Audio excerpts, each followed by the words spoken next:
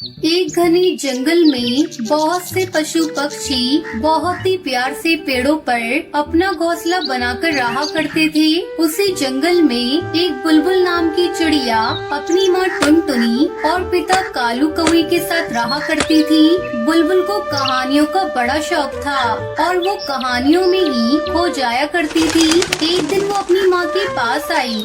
Mummy, मुझे गुलाब जामुन का पेड़ चाहिए जिस पर ढेर सारे गुलाब जामुन लगे हों। अरे बुद्धू, गुलाब जामुन का पेड़ नहीं होता, गुलाब का पेड़ होता है और जामुन का पेड़ होता है, पर गुलाब जामुन का कोई पेड़ नहीं होता है। गुलाब जामुन तो एक मिठाई है, भला मिठाई पेड़ पर कैसे उगेगी? उसे तो हलवाई कढ़ाई में बनाता है। अरे माँ, मैं जानती हूँ कि गुलाब जामुन मिठाई है और हलवाई गुलाब जामुन बनाता है, पर मैंने ये कहानी में गुलाब जामुन के पेड़ के बारे में पढ़ा है और मुझे वैसा ही पेड़ चाहिए माँ। बेटा, ये कहानियाँ सच नहीं होती है, कहानियों में झूठी बातें लिखी होती है, कहानियों के पीछे मत भागो। इतना सुनकर बुलबुल जोर जोर से रोने लगती है। मुझे नहीं मालूम, मुझे गुलाब जामुन का पेड़ चाहिए तो चाहिए। आखिर में उसकी माँ हार मान गई। अच्छा बाबा, ठीक है, मैं तेरे लिए गुलाब जामुन का पेड़ ला दूंगी। अब तो ठीक है ना? माँ की बात सुनकर बुलबुल को तसल्ली मिली, लेकिन टुनटुनी चिड़िया को समझ में नहीं आ रहा था कि वो अपना वादा कैसे निभाएगी और अपनी बेटी के लिए गुलाब जामुन का पेड़ कहाँ से लाएगी। तभी बुलबुल के पिता घर आए तो टुनटुनी ने उन्हें ये बात बताई। अजी, सुनते हो? बुलबुल बहुत जिद्दी हो गई है। अब वो जिद पकड़कर बैठी है कि उसे गुलाब जामुन का पेड़ चाहिए। अरे इतने पेड़ लगा रखे हैं, 2 पेड़ और लगा दो, गुलाब का और जामुन का। अरे नहीं, उसे मिठाई वाले गुलाब जामुन का पेड़ चाहिए। मिठाई वाले गुलाब जामुन? हाँ, तुम ही बताओ, मैं गुलाब जामुन का पेड़ कहाँ से लाऊं? एक काम करो, तुम सुंदरी कौवी से क्यों नहीं पूछ लेती? अरे भाई, तुम्हारी सहेली बड़ी जुगाड़ू है, कोई न कोई उपाय तो बता ही देगी। टुनटुनी फौरन अपनी सहेली सुंदरी कौवी के पास गई।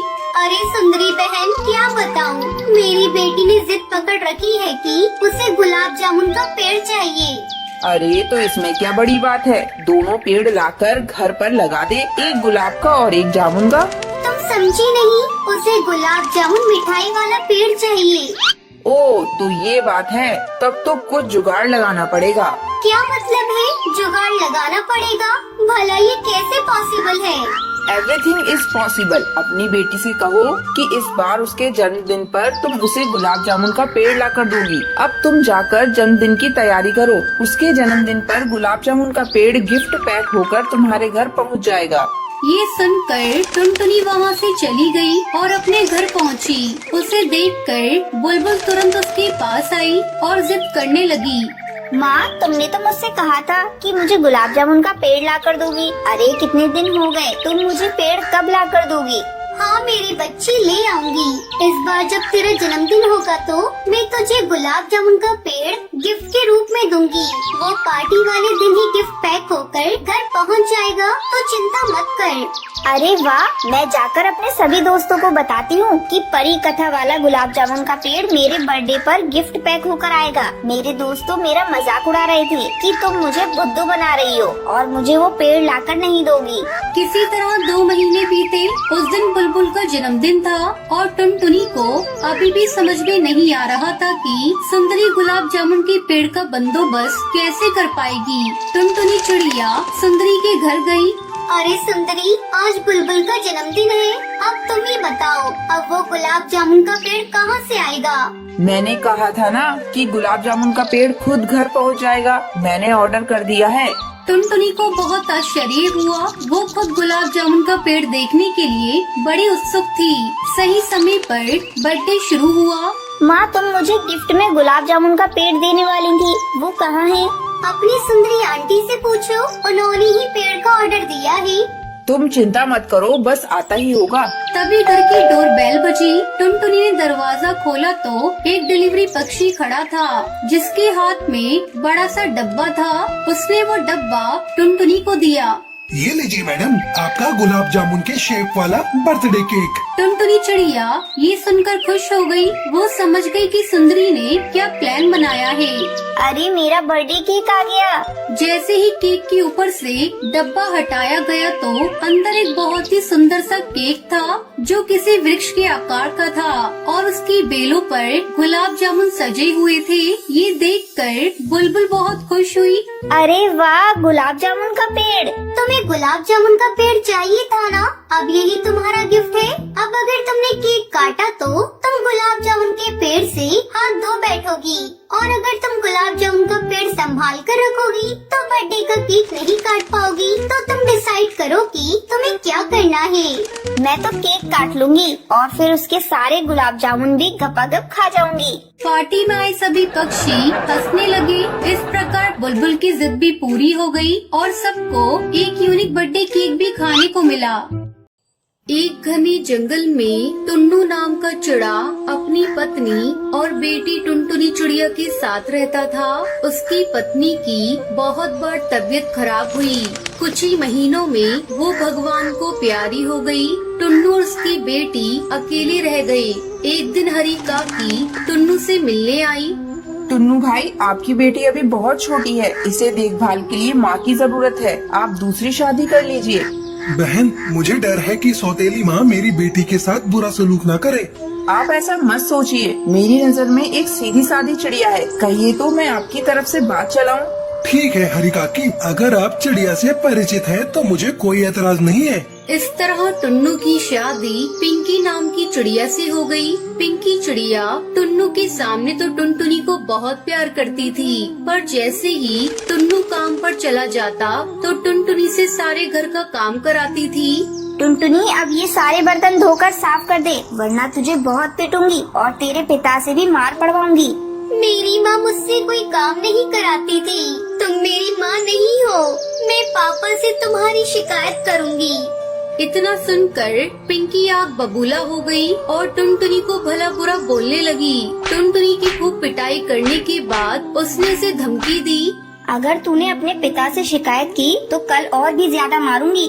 पिंकी उससे खाना बनवाती, सफाई करवाती और जंगल से लकड़ी भी कटवाती, पर जब उसका पति घर पर होता तो वो बहुत प्यार से पेश आती।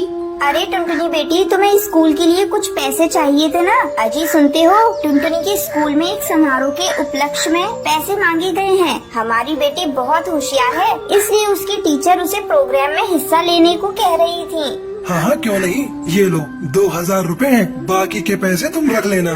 पिंकी इसी प्रकार टुनटुनी का नाम लगाकर अपने पति से पैसा वसूली करती। एक दिन टुन्नू को टुनटुनी की स्कूल की टीचर रास्ते में मिल गई। अरे टुन्नू जी, आपकी बेटी कई दिन से स्कूल नहीं आ रही है, क्या बात है? क्या? पर उसकी माँ तो उसे रोज स्कूल भेजती है। अभी कुछ दिन पहले उसने स्कूल के एक प्रोग्राम में भाग लेने के लिए मुझसे पैसे भी लिए थे। पर स्कूल में तो कोई प्रोग्राम नहीं है। पता नहीं टुनटुनी को क्या हो गया है। वो पहले तो बहुत ही सीधी सादी बच्ची थी, अचानक पढ़ाई से उसका मन क्यों उजड़ गया? टुन्नू गुस्से से घर लौटा और पिंकी से गुस्से में कहता है, टुनटुनी तो कई महीने से स्कूल नहीं जा रही है। और वो पैसे का क्या किया तूने जो स्कूल में जमा कराने के लिए दिए थे? पापा, माँ मुझसे घर के सारे काम कराती है और स्कूल ही नहीं जाने देती। मुझे रोज मारती है। ये देखो, मार के निशान। ओह, तो ये बात है। इस तरह तुम मेरी बेटी का ध्यान रख रही हो। आज अगर मैं स्कूल की टीचर से नहीं मिलता तो शायद मुझे ये हकीकत पता ही नहीं चलती। निकल जा मेरे घर से, अभी के अभी निकल जा। टुन्नू को देखकर पिंकी चिड़िया रोने लगी। मुझे माफ कर दीजिए, मैं आपके पैर पड़ती हूँ। अब मैं कभी इस पर हाथ नहीं उठाऊंगी, पर मुझे घर से मत निकालिए। मैं आपके बच्चे की माँ बनने वाली हूँ। टुन्नू ने ये सुना तो चौंक गया।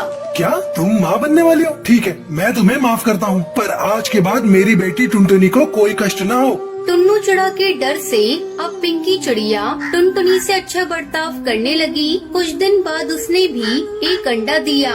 पिंकी चिड़िया और टुन्नू नए बच्चे के आने से बहुत खुश हुए, पर टुनटुनी की किस्मत में दुखी लिखे थे। टुन्नू की तबीयत अचानक खराब हुई और वो भी मर गया। अब तो टुनटुनी पूरी तरह से अकेली रह गई। पिंकी चिड़िया अपने बेटे से बहुत प्यार करती और टुनटुनी पर बहुत अन्याय करती थी। कुछ महीनों बाद पिंकी का बेटा बड़ा हुआ तो शराब पीने लगा। एक दिन गोलू चिड़ा नशे में घर आया। अरे पहले तो तू सिर्फ आवारागर्दी करता था, अब तो शराब भी पीने लगा। हाँ पीऊंगा शराब में, जो कर पाओ कर लो। तू रुक, अभी तुझे बताती हूँ। मैंने कभी तुझ पर हाथ नहीं उठाया ना, इसलिए तू बिगड़ गया है। पिंकी ने गोलू को मारना शुरू कर दिया तो गोलू ने भी अपनी माँ को पीटना शुरू कर दिया। किसी तरह टुनटुनी ने बीच बचाव किया। टुनटुनी मुझे माफ कर दे, मैंने तुझे बहुत सताया। ये मेरे ही पाप हैं जो पलटकर मेरे जीवन में आग लगा रहे हैं। माँ तुम चिंता मत करो, तुम्हारे और गोलू के अलावा मेरा है ही कौन। मैं गोलू को समझाऊंगी। अगले ही दिन गोलू की तबीयत बहुत खराब हो गई थी। कुछ ही दिनों में उसकी मृत्यु हो गई। अब टुनटुनी ही पिंकी के बुढ़ापे का सहारा थी।